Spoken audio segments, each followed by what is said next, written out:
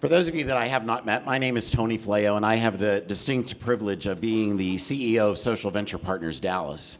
And I took that role about 8 years ago, but Social Venture Partners Dallas has been in existence for 22 years. And many don't understand or know this about our history. We were actually born out of the Dallas Foundation. So the board of directors instructed then the president of the Dallas Foundation asked the question, where will the next generation of philanthropists come from? And she said, they're in Seattle. It's this crazy group called Social Venture Partners in Seattle. And she sent Bob Wright, who's here, who's our founder, and some other folks to go investigate. And they came back and started Social Venture Partners Dallas. And it was birthed and supported by the Dallas Foundation. Being Italian, I feel an enormous amount of loyalty to that relationship. And so I am thrilled that the Dallas Foundation is our powering sponsor. I am thrilled that the Dallas Foundation had the good sense to hire an Italian to lead their organization as well. And I am so grateful for Michael's leadership, for his wisdom, for his grace, and his adaptability, particularly today. So without further ado, Matthew Randazzo with the Dallas Foundation.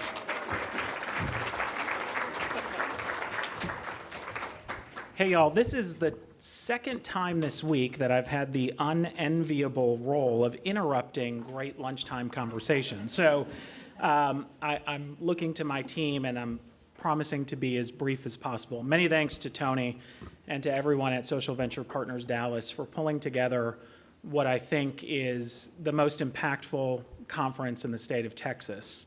And I throw that down as a challenge to Tony Fundaro, who is a staff alum of Social Venture Partners and who leads Philanthropy Southwest. And one day we'll have to get both conferences in town the same year. I also wanted to recognize and thank Elfrida Norman and Michael Sorrell. What y'all might not recognize and appreciate is that Elfrida Norman, as she mentioned earlier, is the chair of Communities Foundation of Texas, and Michael Sorrell is the chair of the Dallas Foundation. And to think about what a remarkable moment in our city's history and our city's philanthropy to have these two amazing social impact leaders really leaning in to our institutions and leaning in to this community in service of more equitable results, I think marks a critical moment in our city's time and in the fabric of the philanthropic sector. So please join me in thanking Elfrida and Michael.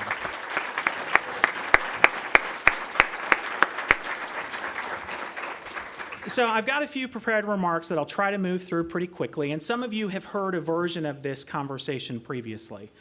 But I think we can all recognize, and our speakers today have validated, that we're living in a moment when 400 years of history are coming to crescendo. And nationally, and more specifically, our community here in Dallas is having sustained conversations and meaningful conversations about racial justice, equity, inclusion, and economic justice. We all know that Dallas is a place where remarkable opportunity and crippling inequality coexist. And we really have to hold those two truths. We have to sit with the discomfort, and we have to ask ourselves why. In terms of opportunities, think about this. We're among the fastest growing MSAs in the country for several years running. We are attracting new Fortune 500 companies at an enviable clip. We know some of them to be McKesson and Toyota and Charles Schwab. We have among the most unfilled $100,000 jobs, and according to a recent article in the Dallas Business Journal, among the highest rate of growth of new $100,000 jobs in any market across the country. And we are consistently ranked as one of the most charitable communities. We like to do well and do good, and for that, we are thankful. But let's juxtapose these realities with a few other data points. Roughly 1 in 3 children in Dallas live in poverty. We have among the largest racial wage and wealth gap in the country, with Black and Hispanic workers earning 33% less than their white counterparts at every level of educational attainment. This is not an access to higher education issue. This is an equity issue around wage and wealth. Redlining practices in this community destroyed home values in Black and Hispanic neighborhoods, resulting in a median property value that is 3.4 times lower than white homeowners. And we know that there is a 20-year gap in life expectancy between Fair Park and Highland Park. That's the context in which we convene today. That's the work. That's the roadmap that we all ought to be focused on. In fact, the Boston Consulting Group will tell you that there are 43 different types of inequities that impact Black and Hispanic families from birth to death in Dallas across 5 major areas: economic inclusion, education, housing, criminal justice, and health. Essentially, every element that you need to live a healthy, thriving, and productive life creates inequity for our Black and Hispanic friends and neighbors. And so I continue to ask this question of why do we allow these inequities to persist? And I continue to challenge everyone in this room and all of our philanthropies around a very simple reality. There is no racial equity without economic justice. You cannot decouple these things. And so that is the work, and that is the work that we are taking up in this conference. I think the role of philanthropy has never been clearer. As Darren Walker, president of the Ford Foundation, argues, we have to shift from generosity to justice. Individuals, institutional philanthropies, corporate foundations have to bring justice to the center of their grant making to ensure that we create communities and an economy that heals our divides, and creates equal opportunity for all of our friends and neighbors to thrive. Put a little more plainly, and perhaps a little more provocatively, I want to say this. The retail philanthropy, the rubber chicken lunches, and the ostentatious galas for which Dallas is known aren't going to get us to where we're going. And in fact, they are perpetuating the inequality that our friends and neighbors experience every day. Philanthropy's got to move in a new direction, period, paragraph. And I think there are many that are moving in that direction, and some that are still sitting on the sidelines, maybe a little cautious or timid, unsure of how to wade into justice work. But there are some organizations, and I'm going to name a few at the risk of pissing off everyone that I don't name. So I'm just going to, put that out there. I think about the work that Michael Sorrell is doing here at Paul Quinn College to upend higher education, to create diverse servant leadership to lead in a new global economy. Michael is ending intergenerational poverty by lifting up students and giving them access and opportunity. I think about Elfrida and how she has leveraged the Dallas Federal Reserve to launch and lead Advance Together, which is a statewide effort to build a more inclusive and resilient economy. I think about Olga Hickman, who leads Bachman Lake Together, where they are empowering parents, enhancing school readiness, and creating intergenerational opportunity to fundamentally shift the lived experience of those in that neighborhood. I think about Taylor Toynes at 4 Oak Cliff, who's investing in a community that has been sidelined from the city's economic prosperity and whose community was designed historically to accomplish just what it is accomplishing. I think about Darren Babcock at Bonton Farms, who's proving what's possible when you invest holistically in people and in communities. And lastly, and I may be playing to the audience a little bit, I think about all of you. I think about your engagement with Social Venture Partners Dallas in consistently lifting up these critical issues, the volunteering, the funding, your direct engagement in organizations that are doing the frontline justice work that it is going to take to create a brighter and better Dallas. And I'll also launch that the Dallas Foundation has really leaned into this work as well. We recently launched a multi-million-dollar racial equity fund that seeks to disrupt the inequities that plague our BIPOC community. This fund has already had over $1 million in commitments from individuals, foundations, and corporations who are ready to lean in and to think about philanthropy a little bit differently, who are ready to get into the business of solving some of our city's biggest challenges and not serving them. And we all launch funds. Every philanthropy loves to launch a fund. But let me tell you what I think is meaningful and different about this one. This fund will be co-led by people in the community that we seek to partner and serve. Philanthropy must think about this shifting of power and this balance that exists between those who have and those who need. And that is muscle that we've leaned into for 3 years at the Dallas Foundation. We've had some wins and we've had some failures, but we dust ourselves off and we learn a little bit more. And so if we want different outcomes, we must fundamentally shift how we leverage philanthropy, how we partner with communities, and have the courage to fail in service of learning, growth, and equity. So I'm going to leave you with just a thought or two before I introduce Chad. There's this amazing social justice activist of Sikh faith. Her name is Valerie Carr. Has anyone heard of Valerie? Okay, so you have an assignment. There's one person in the back. I like it. Go YouTube, go do a search on YouTube for Valerie and her work on revolutionary love. Social justice activist of Sikh faith. And she asks us to consider this.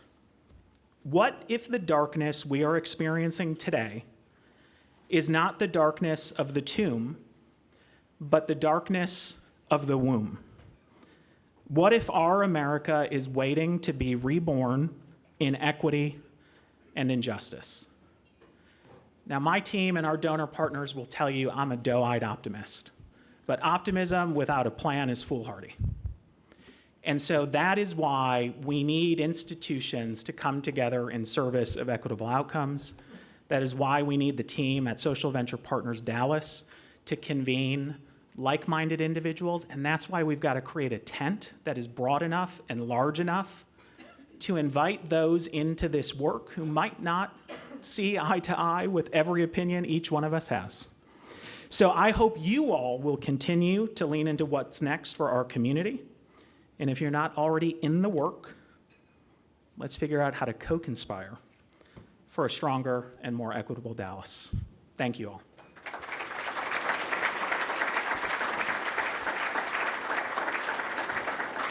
And so now I'm going to invite up Chad from Cafe Momentum to share a little bit about his work and our meal today.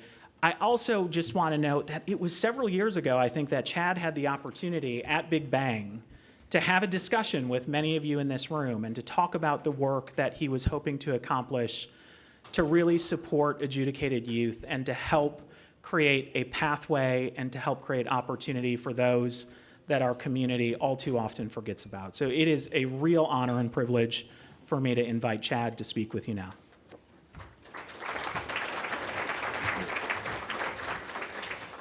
Thank you all very much. For those of you that don't know me, the ones that do can tell you that I'm a man of few words. It just takes a whole lot of words to get to those few words. So I negotiated with Emily in the back, and we went from 2 minutes to 4 minutes. So that means I have about 15 or 20 minutes to humor you all. Thank you all very much. I also don't want to bury the lead. Matthew, your words are very powerful. What I hope people do take away is no more rubber chicken galas, but do hire Cafe Momentum to cater your lunches and your events. Because as you will see, you will have a delicious coffee rubbed and smoked filet, not rubber chicken. And by the way, that coffee rub is available at CafeMomentumGoods.com. I also want to thank Catherine Glaze-Lyle for hosting the lunch today and allowing us and our team to be here. It's always an honor and very special.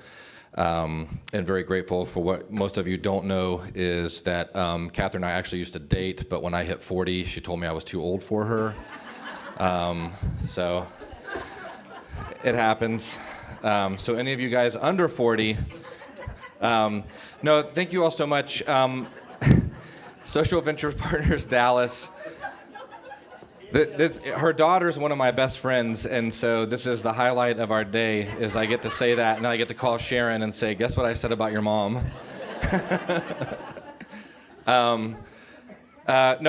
Social Venture Partners Dallas, United Way of Metropolitan Dallas, we wouldn't be here without those organizations. For those that don't know my story, I am a chef and restaurateur, and in 2008, I was voluntold that I was going to teach 8 young men to make ice cream for an ice cream competition at the Dallas Farmers Market. I was riding pretty high. I was co-owner of a restaurant. I was nominated as best up-and-coming chef in Dallas. I had grown the business by 40% in spite of the recession. And then I went and met 8 young men, and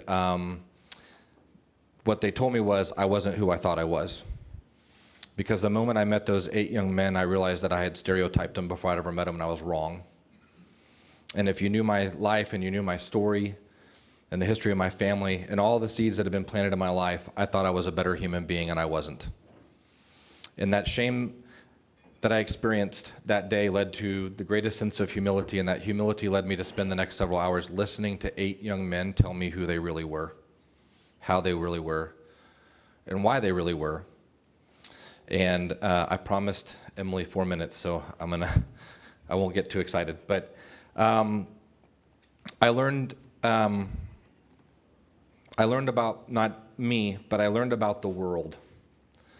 And what I learned that day was, and what Matthew, you touched on, was that it isn't just that society is built on systems that benefit people that look like me, but it's also built to hide those systems for people that look like me, so we don't know.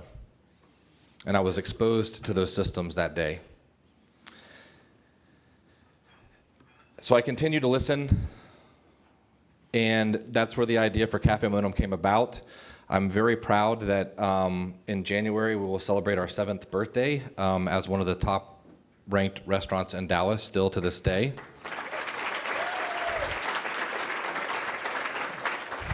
But what I'm most proud about is that it proves that the young men and young women that are in our program, that are washing dishes, that are prepping food, that are cooking food, that are serving food, bussing tables, can and will rise to whatever level of expectation is set for them, as long as we as a community provide tools, resources, equity, and opportunity in order for them to do. And I'm very grateful.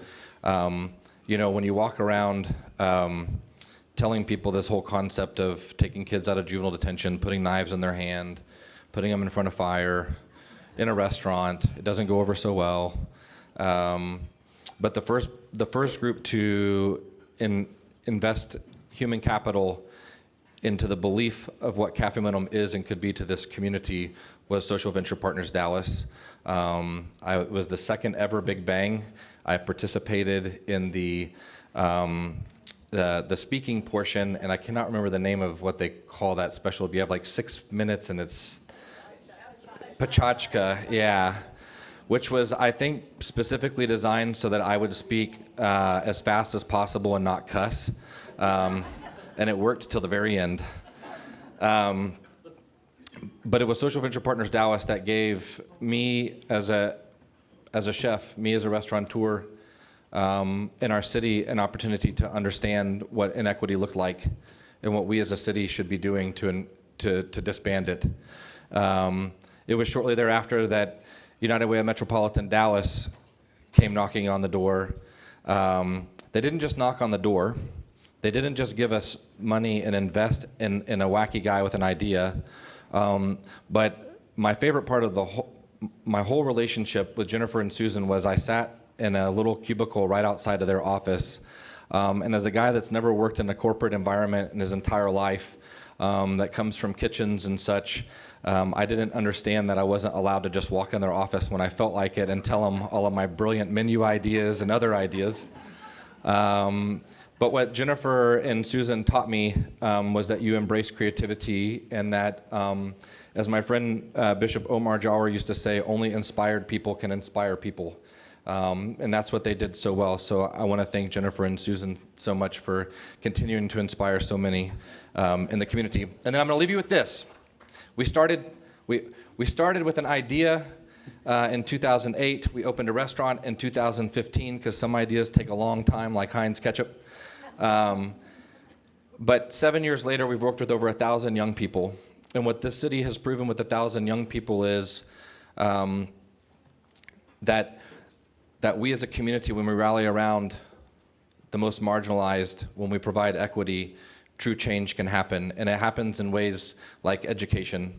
We've worked with over 1,000 young people. 54% are high school dropouts. And I would argue that 45 of the other 46% are just completely disengaged with education as a whole for a litany of reasons. As I stand before you today, 100% of the young people in our program are in high school, on track to graduate, or have already graduated, and almost a third of them are in process of or have already enrolled in college.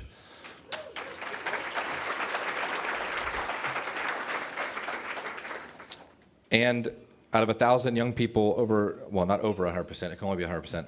100% of them have experienced at least one adverse childhood experience. And today, over 77% are voluntarily receiving mental health services through our counseling program.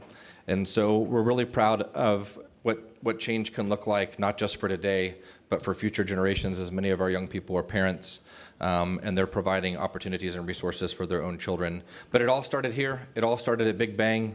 It all started with a group of caring business leaders believing that our city can do it, and now it's expanding across the country as we launch Cafe Momentums in the next half year or so in Pittsburgh and Nashville, and begin a national conversation on what a revamped, reimagined juvenile justice system could look like in our country, where we take young people who are by and large committing crimes to access basic resources needed to live, and instead of arresting them and isolating them and depriving them further of resource, we wrap our arms around them as a community and provide an ecosystem of support with the tools and resources they need. So, and by the way, I think Tony said it was okay. The Tony Fleo Family Foundation has verbally committed $1 million to, you all heard it here first, so you can, when he has that conversation with Colleen, you can say you heard it here, he said it. But thank you all very much. Enjoy your meal, and thank you for having us.